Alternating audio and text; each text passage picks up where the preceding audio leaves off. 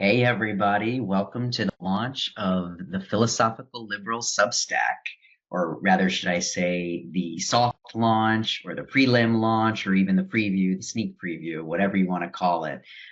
This is a new series we are launching as part of our 1776 forward offerings, where we're going to dive deep into unpacking our foundational statement on what is philosophical liberalism. So we're going to just dive in. And what we're starting with today is a question, a really interesting one and timely. Does voting make you a good citizen? Joia, you proposed this question, so why start here?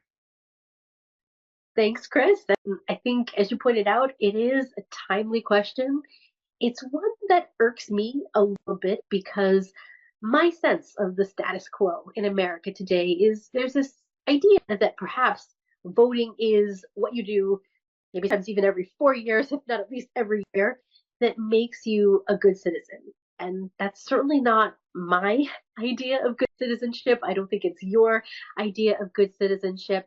And this question is obviously timely to the election we have coming up, but I think it will serve us well for this launch, not only to start exploring some of the important themes that I think will come up again and again that we do want to make part of our project here, and also to introduce our unique methodology behind this. So I thought it would just be a great way to dive right in. So, does voting make you a good citizen? Why don't we start with just our quick, short answers to the question? So, what do you think, Chris? Does voting make you a good citizen? Uh, I would say essentially no, but dot, dot, dot. And so I guess I'll just elaborate on that and just say, I think you get points for citizen participation, especially in today's day and age when up to a third or even 40% of Americans don't even vote. So it's better than not voting. It is an act of participation. And so that at least is part of what you might say citizenship. But when we talk about does it make you a good citizen, and then certainly if you read our statement on philosophical liberalism, we introduced the concept that we're going to advance about active citizenship. It's kind of the bare minimum. So, and it certainly doesn't distinguish you one at all by voting, as you kind of said. It's maybe every 4 years for some, two if you're lucky, every year for the really engaged. But so no, fundamentally, because I like you want to advance, and certainly even just my own ideal of what civic engagement and citizenship means. It entails a lot more than just voting. I mean, in some ways, even voting is the final step and really just the last effect of a whole host of decisions and actions that take place before then. So, kind of, mailing it in literally seems like kind of bare minimum. Well, I would have to say I'm in basic agreement. I think one of the interesting things about this series that we're starting is I think there will be points when you and I will disagree, but on this one, I think we're pretty much aligned. My short answer would be that voting is something, but it's certainly not sufficient because of all of the underlying preceding fundamental questions about, as you started to point out, what is citizenship, what makes one a good citizenship, even more fundamental questions about what is good. We're talking about the philosophy of politics, of ethics, of what is the good society. So there are so many of these fundamental questions and then also derivative questions that go into that. So maybe we can even just start with that and think about what are even some of these other more fundamental and derivative questions that have to be asked that even go into this whole question of good citizenship. Yeah, I mean, I think you already opened the door and mentioned a couple of them. Certainly, you know, what does it mean to be a citizen?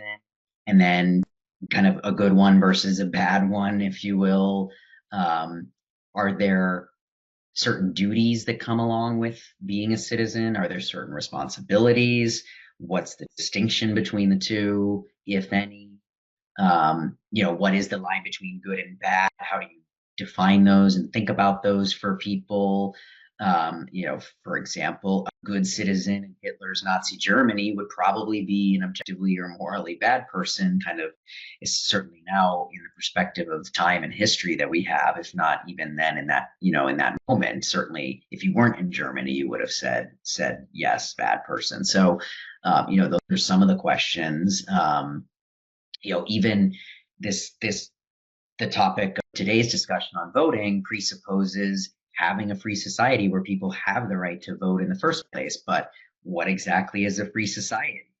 We're here, at 1776 forward and our statement on philosophical liberalism, we're going to be arguing for a form of liberalism as the good society, but we need to demonstrate why that is. And certainly our statement offers our initial answer to why we think it is, but we're going to unpack that. I don't know if there's others you'd like to add, Joia.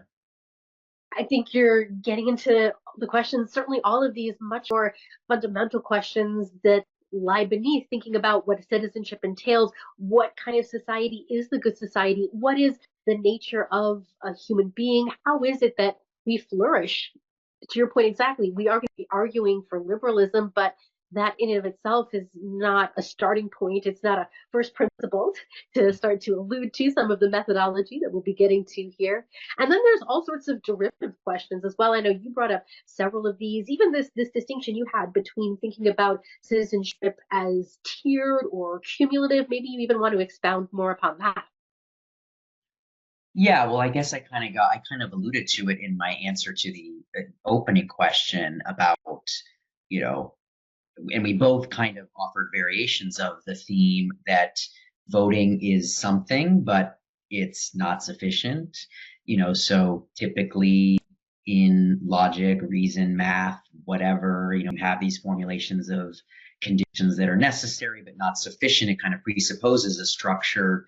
In my mind, at least, I visualize it as kind of a tiered structure. You kind of build the necessary is kind of like at the base, the bottom, but then you need to keep adding on more layers or levels to kind of get to the level of sufficiency, if you will. And then, we could argue here, okay, we might explore, okay, there's their bare minimum of citizenship. There's what's sufficient, and then what's the ideal.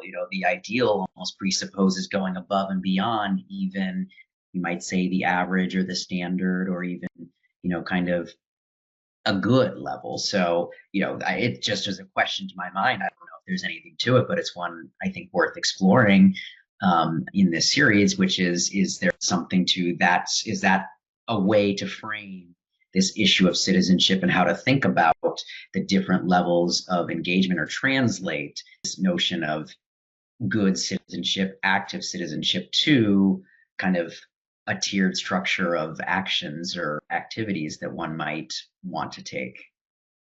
I love that. And even thinking about, is the question being a good citizen the right question? Maybe we should all be aspiring to be great citizens. And then, to your point, there's a whole underlying question of what would that entail? Any other important questions that you think we should make sure that we lay on the table? Um, yeah, let's see. I mean, I think, there's at least on this topic of voting, there's a question of, I mean, we can dive into voting in its own right, probably has layers of questions to it, like, is universal suffrage a good thing in the context, certainly, of a free society, which is the context that we're going to be focused on. We are focused on at 1776 forward, and are going to be focused on in the Substack series, is, kind of what are the conditions that for a free society? How does that look like, translate, and operate in practice for people? And then what responsibilities, duties, or otherwise that might imply for the citizens in it? And then, it's kind of only after you ask and answer those questions that then you can even, in my view, get to these questions about, okay, well, how should we structure a voting system that upholds and advances a free society? What is the role of voting even in such a system, if any? And I think, certainly no questions are off the table in Joia's and my approach and all the conversations we have online or offline, and it's certainly going to be the method we're going to model here.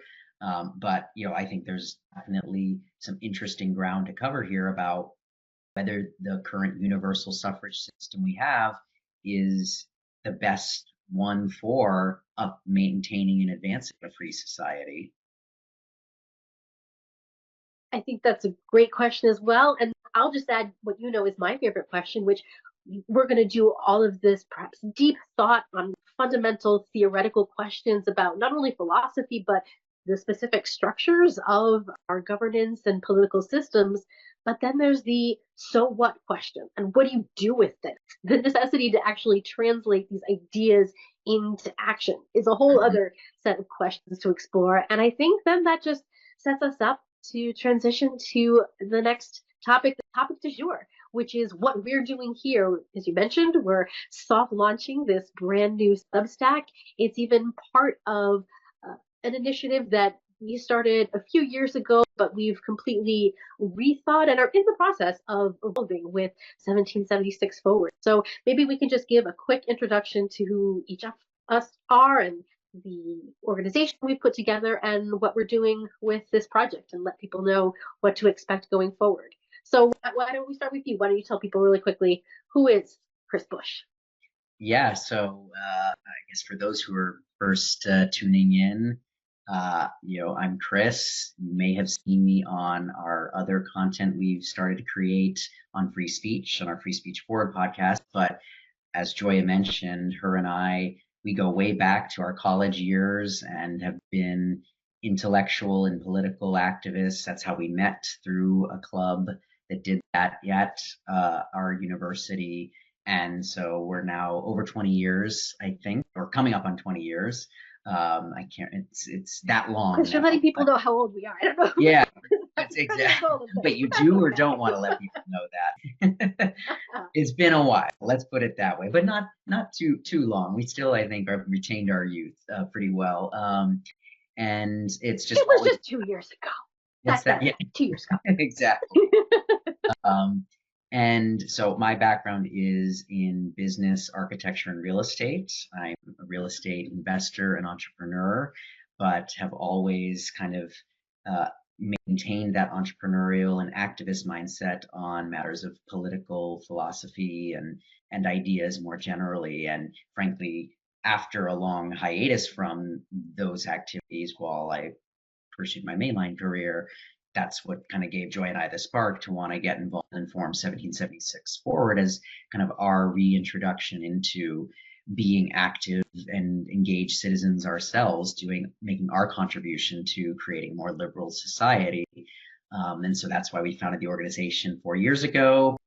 And we kind of experimented with a couple of different content offerings during that time period, and kind of regrouped about a year ago, which led ultimately to our statement on philosophical liberalism, which we'll get into what the meaning of all of those terms are in this series as a little preview and hopefully hook for you to come back.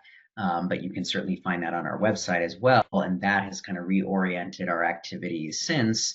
And one of the main planks that came out of that that we wanted to focus on was free speech. And so we do have a podcast series that we've been running for about 5 months now. Launched it mid 2024 in partnership with a great organization called the Institute for Liberal Values, and we'll be previewing that or sharing that on this Substack as well as kind of an additional content stream under the Philosophical Liberal banner. I'll stop there, turn it over to you to finish it off and add your bio as well.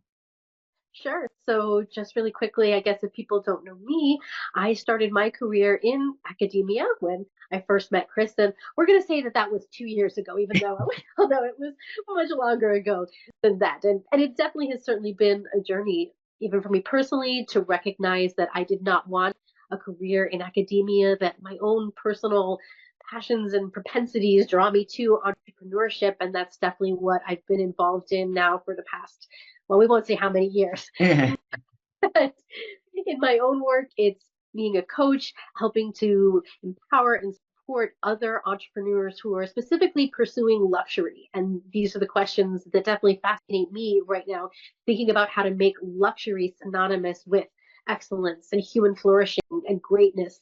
And this obviously leads to derivative questions about then how entrepreneurship fits in with society.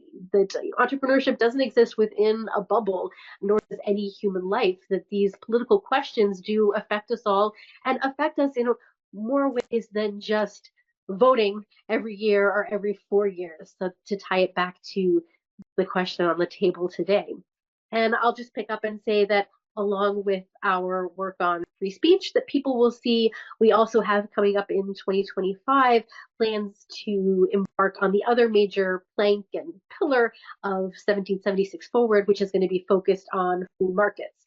Still very much in the early stages of figuring out exactly what we're going to do, but at least that's just a little tease to be on the lookout for that. And you'll definitely see some of that in this Substack as it starts to evolve. And then I guess we can let people know what is going to come out of this particular conversation. It sets up a whole series that we're really excited about to explore essentially the question of what does philosophical liberalism mean? So if you go to our website now, 1776forward.com, you'll see we have a statement that Chris and I have put together. And we really think of it as our first hypothetical statement, because part of what we want to do this coming year is to break down that statement and really go almost part by part and sentence by sentence to really explore the ideas there, unpack them further, get into conversation with other people who are also interested in these ideas and tease out that statement. I'm sure it's going to go through a period of refinement over the next year as we start to dig deeper into these ideas. So I'm really excited for what we have on the horizon here. And I think it sets us up also to talk about what our method is, which we've already even been demonstrating and something that will come up throughout all the conversations that we have going forward. The two core ideas that make up our methodology, which are, on the one hand, first principles thinking, and also a bias toward action and thinking about stepping into your power in a real political sense. But let's maybe break those down a little bit further today. So why don't we even start with first principles to thinking, since it is so core to our approach, who we are, what we do. So let's start with what is first principles thinking. Chris, I'll turn it over to you because I know you did some work to actually put together what I think is a great definition of first principles thinking. Yeah, sure. And I'll just add, many of you may be familiar with this phrase, first principles thinking. We're going to actually in a minute show that they're two different things, but you may be familiar with either of those through Elon Musk has certainly popularized the term. It's common in certain disciplines like physics and other sciences. I mean, frankly, philosophy as such is first principles thinking. It is asking those ultimate fundamental root questions. So, with that in mind, since that is what our project is aimed at, I frankly felt that even the way Elon or others in the culture today are using it still didn't clarify the issue for me. So I felt I needed to think through it and define it for myself, which is actually something we want to do and are planning to do here, is define our terms. And oftentimes Joy and I find we end up defining them ourselves versus necessarily pulling it out of a dictionary or another resource, which we think is itself an act of first principles thinking. So all that said, kind of my definition for what is first principles is that they are fundamental truths or axioms about a topic, subject, or idea that cannot be explained by other underlying or supporting truths or ideas. They are the basic building blocks of knowledge that all other truths derive or follow from. And when we say, so that's kind of first principles, kind of as an idea, your baseline truths that you build off of. And so then when to say what does it mean to think in terms of first principles, I would kind of characterize it as, taking a problem or challenge or idea that you are confronting, contemplating, strip it down to its essential underlying elements or the first principles, and then use a process of reasoning and critical thinking to evaluate that problem or idea from new and deeper perspectives, usually opened up by those first principles, to come up with novel or better insights and conclusions to your problem. I love the way that you came up with your definitions to the point that we are putting into practice exactly what it is that we believe in and we try to preach. And as an entrepreneur, I'll say, I've seen the power of this. And I think a lot of entrepreneurs do. I think this is, to Elon's credit that, this idea has become popular in entrepreneurial circles because entrepreneurs, we see the truth of it. We see that we can be really innovative when we go to first principles. But it's interesting to me that not necessarily that as many people they're taking that approach when it comes to questions of politics, which is hopefully the conversation that we're trying to start here. So we're putting forward, as you'll see in the series coming up, a whole bunch of these questions that get at first principles. And we'd love to hear feedback and have other people join in on the conversation on the topics we bring up. And also, to help us even point out, like, are there any blind spots? Are there things that we haven't thought about yet? Are there any of the first principles that we are missing as we try to work together to come up with a better system of governance precisely by taking it to the first principles level? And I'll say too that in the show notes, we'll also share the famous video that you can find on YouTube of Elon Musk talking about first principles and just some other resources as to what first principles are. And maybe we can still say just a little bit more about what first principles thinking actually entails. So one of the things that Elon has become popular and famous for pointing out about first principles is differentiating first principles from what first principles is not. And he makes the contrast that what first principles is not is thinking in analogy. And thinking in analogy is what most people do most of the time. And I will say, as someone whose academic background was in English, that it's definitely true. It's one of the underappreciated elements of all language, how much language is metaphorical. That when you really start to strip back, even words that we don't think of as being metaphors really end up just being analogies to other experience. And in so many ways, that is how people think. We start with the experiences we have, and then we try to draw an analogy to that. And first principles is contrasted with that, not just the analogy, but as you're pointing out, the analysis, the breaking down, trying to go down to the fundamentals in order to build things back up in new, startling, original ways, and ways that even make possible things that are unimaginably better than anything that we have seen or could have analogized before. Another, I think, important aspect of first principles thinking is the asking why and going levels and layers deep. Maybe you want to take up that thought and explain a little bit more about that aspect of first principles thinking. Yeah, I mean, I think it goes back to it's funny, I was thinking about this even earlier today in preparation for our conversation, but it was the thought that I said earlier that occurred to me of just this is what philosophy itself is kind of asking, the Socratic method, are among one of the three most famous Greek philosophers in, ancient Western, philosophical history.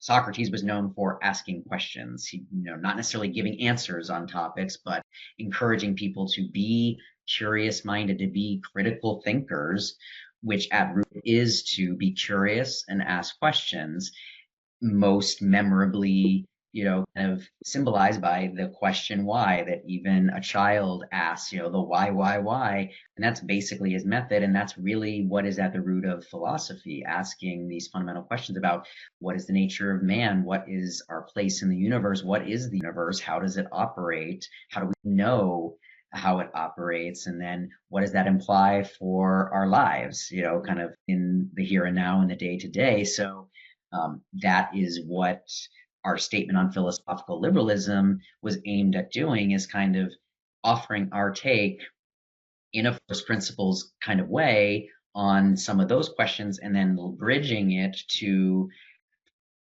questions about citizenship and political activism and engagement, and also just even starting to develop this mindset and appreciation for the value of first principles thinking in all areas of life. So not just in your creative work or your main line of work like Elon or others do, or not just in an ivory tower like a philosopher or academic typically would do, but in all areas and connecting it ultimately with your life. That the answer to the so what question of what's the importance of all this is so that we can live flourishing lives. And if you've read our statement, that is ultimately what we think differentiates our vision of philosophical liberalism from the other variants of liberalism, is that it's both the philosophy side of it, grounding in these fundamental first principle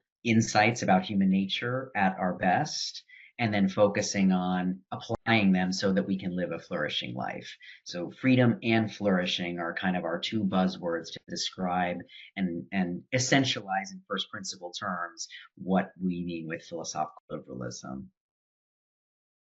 I think that's a great segue then even into the next core aspect of our method. So if first principles is all about our thought, then there's also the integration with our action. And I know you and I are both in agreement that we need both. It's always the both and of thought and action. That philosophy, to be truly valuable, has to be practical. That there's no point, I think you and I would agree, to simply theorizing within the ivory tower, that the value of philosophy comes from practice of philosophy, making philosophy practical. And that's a huge part of what we want to do here with this idea, then our second pillar of our method, which is all thinking about having that action bias. And the ways that I've been thinking about how to phrase this, even in the context of what we're trying to do, is language around ideas of stepping into your power and taking back your power in a political context. Since when we're talking about politics, that is the question of politics. It is a question of power. And power itself is one of those tricky words. It's one that I think we're definitely going to have probably a whole conversation to try to dissect and pull apart. Because you and I will point out, I think, that there's an evil sense of power when it's the kind of power that tries to be power over other people in a real predatory, coercive kind of way. Something that unfortunately you see a lot, perhaps, in aspects of current day politics. But there's a positive side of power as well. When we think about the power to create, the power of our skills, the power to live flourishing, happy lives, the power to build something for ourselves and for our communities and for the world. The So power to there's this stand positive sense out. of power that we want to think about. And so when we're thinking about what does power mean even within the context of the political sphere, there is a way even within our current status quo that I think too many people have given up too much of the power that we ought to have. When we think about a free society, when we think about power to the people, the power that should adhere within the individual citizen. To tie this back even to the question of voting, if all you do every 4 years is vote, if that is your only act of citizenship, there is so much political power that you ought to own that you have ceded. So I hope that part of what we're even doing is helping people become more inspired to think more about what are the legitimate and ethical and beautiful forms of power that we all should be trying to bring into our lives, the power that we should be stepping into and taking back from the evil actors who just want power over others. So I think that's a huge part of our mission and what we're trying to do here. Not only the deep thinking, but the action of stepping into and taking back that power that ought to be ours. I love that. That is so wonderfully said. And I think I like that you draw the distinction or maybe the combination of both stepping into and taking back, because it is kind of both. Like you said, you have to realize this power that many probably never have really thought about, nor grabbed for themselves. But then there is the taking back that clearly, I don't, well, we can get into how free are we relatively, and even within our own history, much less the span of human history. But I don't think anyone would argue we're in an ideal society of freedom right now. So part of the taking back is those powers, as you mentioned, that have been ceded to those who want to wield it in illiberal ways. It's incumbent upon us to take back. And even when we get into questions about the proper structure of government and checks and balances being a core concept, certainly in the context of trying to create a free society, um, we think about it in American civics terms as, oh, three branches of government, and what was that? What was that cartoon show we all watched in school that taught like three branches of government? Do you remember that? It was like that wasn't in my school. I know someone's going to. It's like I forget who it was, but it was like someone will let us know in the chat. Yeah, we'll have to include that in the show notes. Anyway, it's like we think of it as like the three branches of government, and then you know what? Job done. That's taken care of. But actually, what we want to argue is that the ultimate check of power is the individual citizen wielding their own power and checking the government to protect their own rights, especially if and when that government kind of encroaches beyond its proper territory. So I like that you drew out those two aspects of it. And yeah, I mean, again, the thought and the action is going to be a core theme of ours. And kind of just the both and integration of the two. So this is a project, as we said at the outset, that is we're going to be going on a journey together, Joy and I, and certainly with all of you. We are going to be thinking aloud in public, which is a phrase Joy and I like to use. So we are by no means trying to be authoritative on any of this, and we welcome and actually really are hoping we're going to get lots of engagement and feedback from you all, contributions, even the format we aim to create and share this content is going to vary, depending on the feedback we get and new ideas we get inspired by the conversations. So we really just are looking forward to bringing you all on the journey of this conversation with us. Yes, and maybe we'll even make it a little more explicit that you'll see that what we're going to do is put forward questions, put forward hypotheses, put forward potential experiments, and then to take the experiment to see what comes out of that action and to go back to the questions again. It's the method that we believe in and that we're going to attempt to practice through this, and we hope that you will come along and participate in this journey with us, that it will make this project that much stronger and more robust, I think, the more feedback and ideas that we get.